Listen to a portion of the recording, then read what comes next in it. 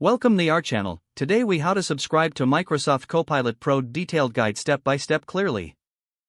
Navigate to the official Microsoft website. Look for the products menu at the top of the page. Click on Microsoft 365 from the drop-down menu. Scroll down to find the section for Microsoft Copilot. Click on the link that leads to Microsoft Copilot Pro. You will be redirected to the Copilot information page. Read through the features and benefits of Microsoft Copilot Pro. You will be prompted to sign in with your Microsoft account. Enter your email address and password to log in. If you do not have an account, click on Create One to set up a new Microsoft account. Once logged in, select the subscription plan that fits your needs.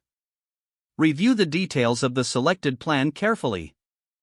Click on the Next button to proceed to payment options.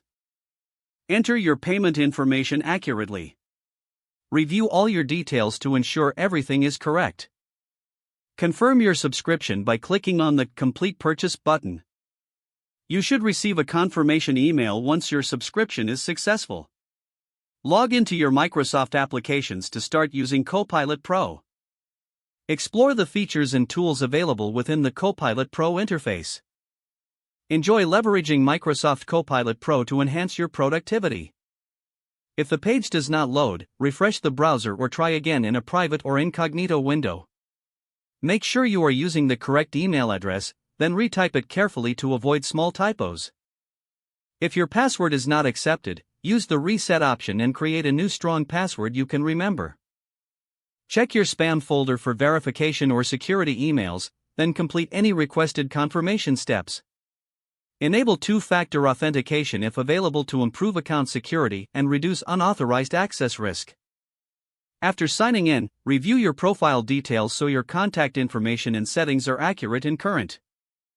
If you see an error message, note it down and try again after restarting your device and internet connection.